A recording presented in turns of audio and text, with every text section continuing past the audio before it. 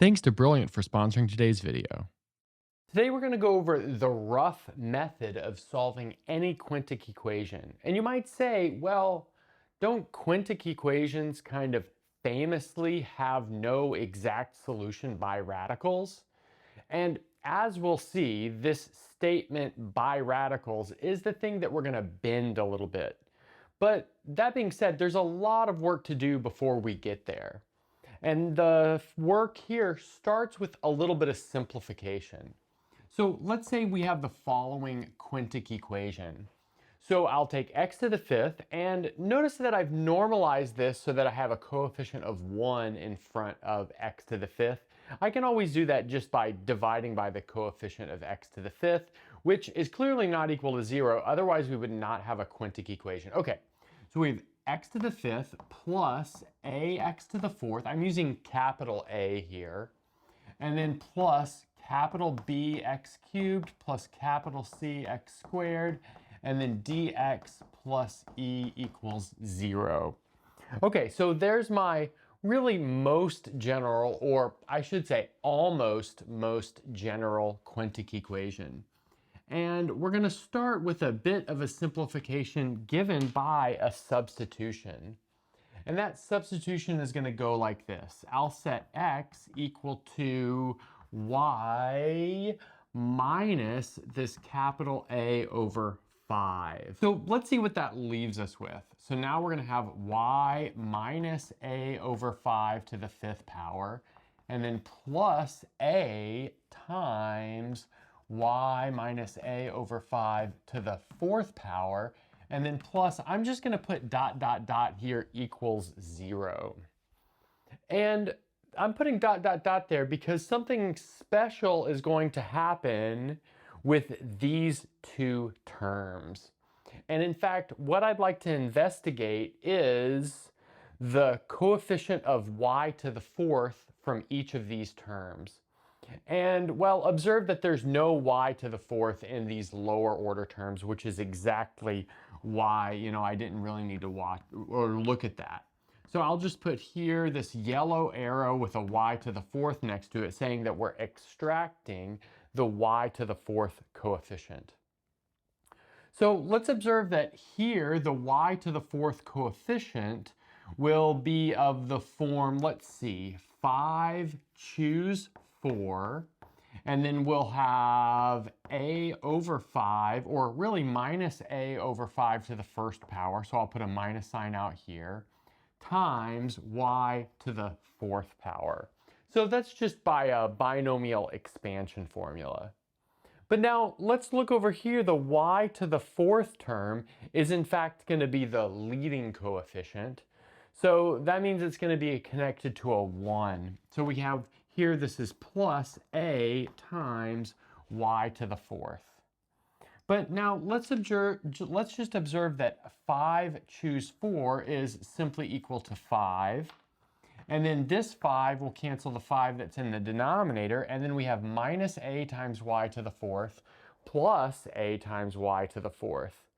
Which means when putting all of this together and then extracting the y to the fourth coefficient, we in fact get 0.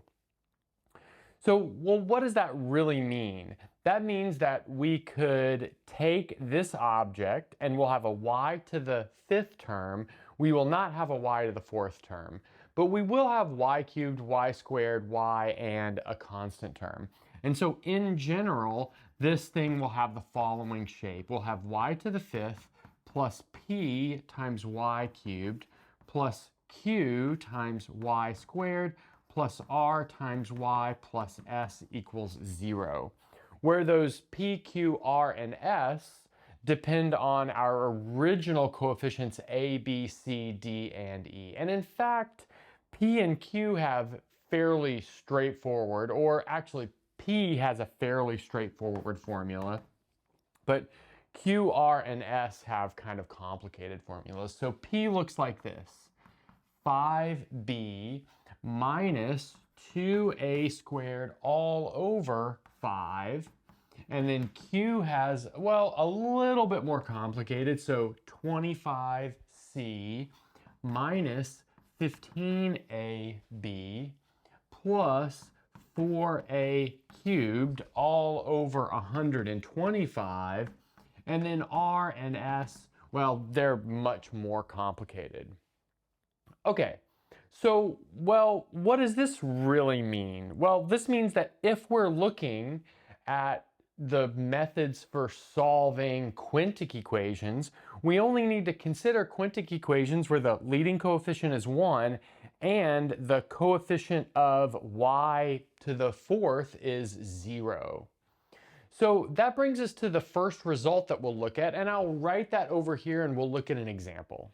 Hey there, I'd like to take a minute to talk about today's sponsor, Brilliant.org. While watching my videos is a great place to start, you get more out of learning by doing, and that's why I highly recommend you sharpen your skills with Brilliant. Brilliant is where you learn by doing, with thousands of interactive lessons in math, data analysis, programming, and AI. Brilliant is a unique learning platform that matches you with the right content for your current skill levels, then improves upon this with fun, hands on lessons that are proven to help you learn. Content is designed by award winning teams from MIT, Caltech, Duke, Microsoft, Google, and more. Their new data content is perfect for people at any level and will help you learn data analysis. They have a fully built out suite of new content, from Bayes' theorem to multiple linear regression. But we're scientists here, so don't take my word for it. You should test it for yourself. Treat yourself to a unique hands-on experience by going to brilliant.org/michaelpenn for a 30-day free trial and a 20% off your annual premium subscription. Thanks once again to Brilliant for sponsoring today's video. So that theorem that we'll look at is due to Watson, and it says that the following quintic equation, x to the fifth plus 10 times ax cubed plus 10 times bx squared plus 5 times cx plus d equals 0, is solvable by radicals if and only if this sixth degree polynomial has a root t naught such that the square of t naught is a rational number. And let's look. The structure of this sixth degree polynomial is really complicated. So it's 3,125 times t to the sixth, and then we have minus 625 times 3a squared minus c t to the fourth, and then we've got this complicated coefficient times t squared, and then an even more complicated constant term.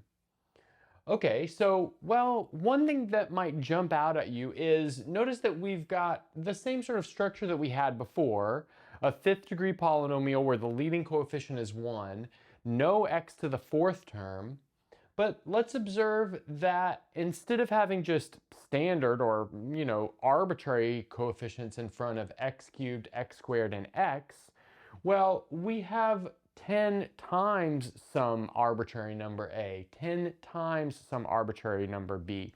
Well, that just makes it so that this polynomial down here is easier to write down so that it has integer coefficients.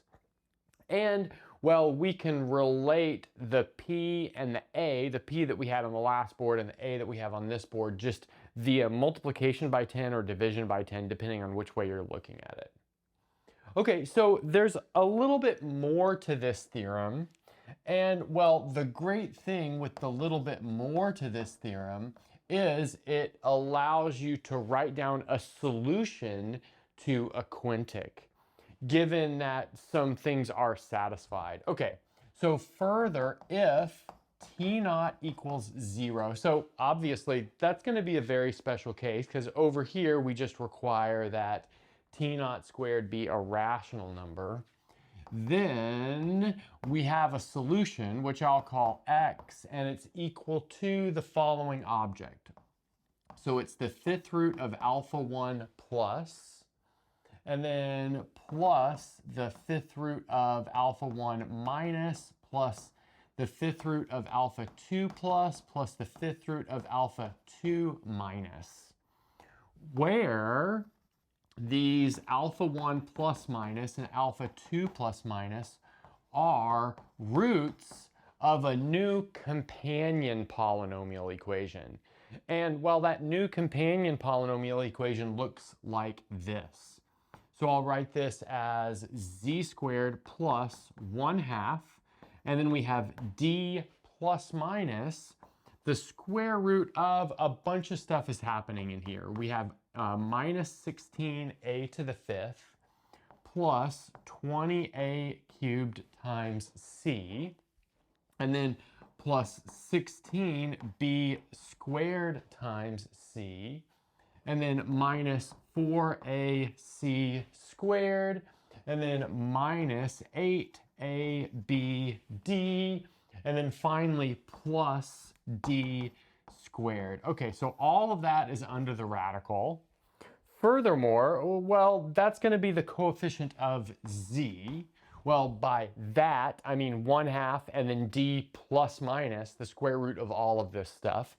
And then my constant term is minus a to the 5th.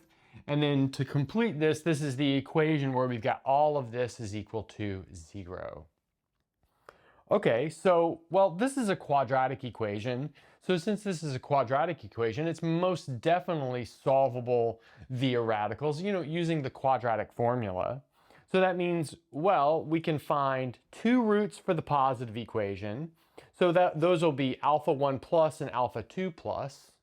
And then we can get 2 roots for the minus equation. That'll be alpha 1 minus and alpha 2 minus, giving us these 4 numbers that we can put together into this x up here. And just to finish this sentence, x equals all of this is a solution. And by solution, I mean a solution to our original equation. Okay, great. So let's look at a bit of an example. And as you can see, all of this stuff gets complicated very, very quickly.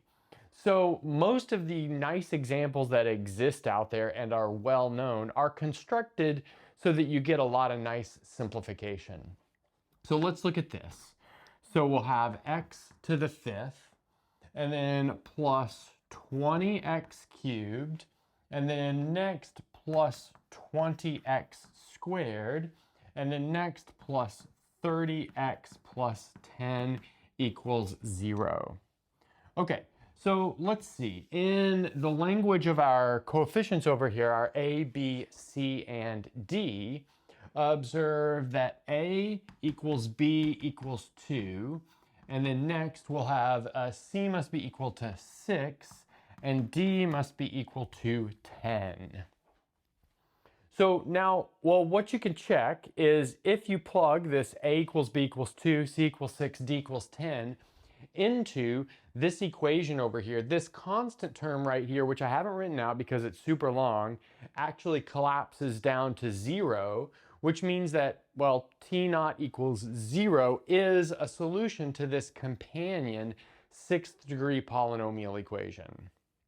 So next what you would want to do is plug a, b, c, and d, well, those values of a, b, c, and d into this object, and that'll collapse to the following polynomial equation. So let's write it. I've just got the squiggly arrow. So we'll have z squared plus 1/2. And then, well, of course, d is equal to 10. So I'll just write 10 here. And then we have plus minus the square root of something.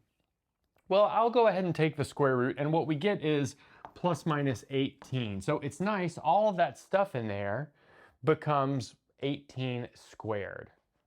And then that's all times z.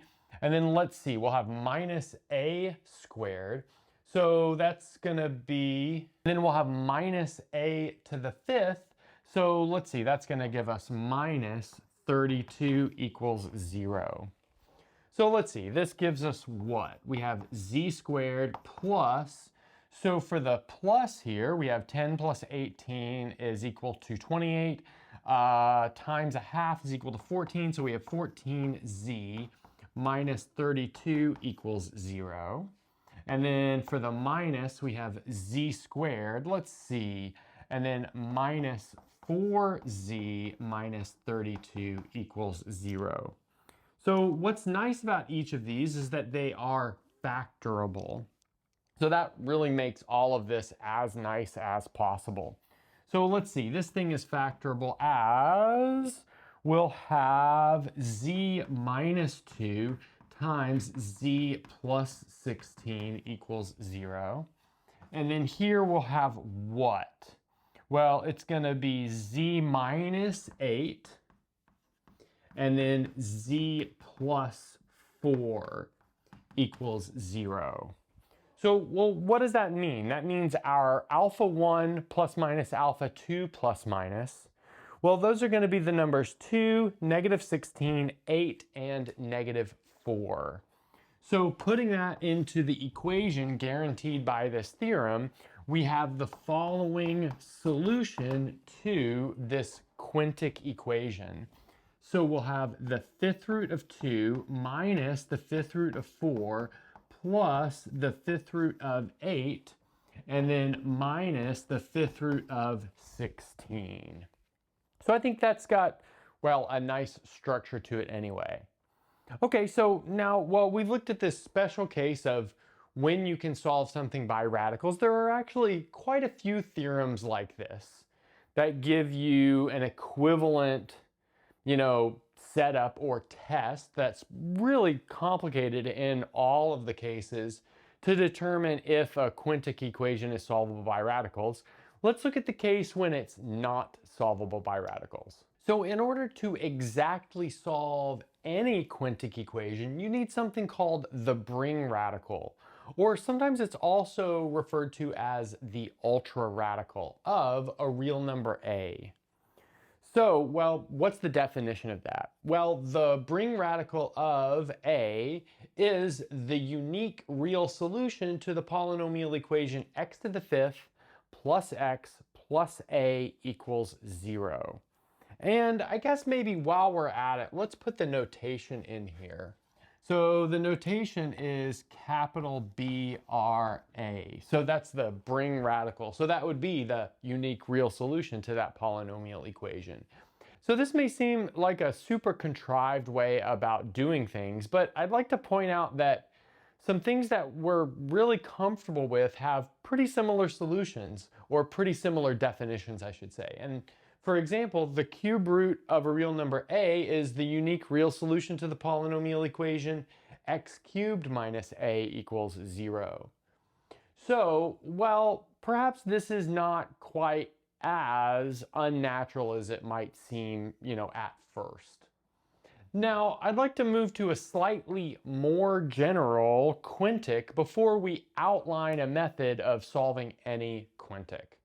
And that would be this quintic equation, which is x to the fifth plus p times x plus q equals 0. And what we'll do here is first do some sort of substitution, similar to what we did before, and then that'll bring this into an equation like this, which we can solve with the Bring radical, and then we can reverse our substitution. Okay. So let's maybe set x equal to, let's see, it's going to be p to the fourth power, or the fourth root of p, if you will, times y. So let's see, raising x to the fifth power, that's going to leave us with a p to the 5/4, and then a y to the fifth. And then multiplying x by p, that'll give us another p to the 5/4, this time just times y. And then we'll have plus q equals 0. Now from this, we can factor a p to the 5/4 out, and we'll be left with y to the fifth plus a y plus a p to the minus 5/4 times q. And then all of this is going to be equal to 0. So let's see, that means we want this fifth degree polynomial equation to equal 0 because p is not equal to 0. I guess I should say up here that p is not equal to 0. Otherwise, this whole thing would be pretty boring. So, well, we can solve this with a certain Bring radical based on the definition of the Bring radical over here. And that would be, well, y equals BR of p to the minus 5/4 times q. Oh, but now let's observe that x is just p to the quarter times y. So that means our solution is x equals p to the quarter times the bring radical of p to the minus 5/4 times q. Okay, so let's do a more general example, and maybe simultaneously we'll use that as an outline for solving a general quintic. Okay, so here's the general idea. So we'll start with this arbitrary quintic and perform a very complicated substitution. So complicated that it's most definitely not worth it to look at here. And that's going to transform this into a more standard simple form, and that'll be t to the fifth plus p times t plus q equals 0. So something like this is solvable by radicals if p and q are certain nice parametrized values, but if they're not, we can use the bring radical to write down a solution like we had before. It's just in that case, the bring radical coincides with the solution by radicals. Okay, so let's look at an example. So we've got x to the fifth plus 10x to the fourth plus 40x cubed plus 80x squared plus 96x plus 67 equals 0. And now, well, what substitution will we get? Well, here's the substitution that works with this. We're going to set x equal to t plus 2. Or, t equal to x minus 2, depending on how you want to look at it. And well, that's going to take this object and turn it into t to the fifth plus 16t plus 3 equals 0.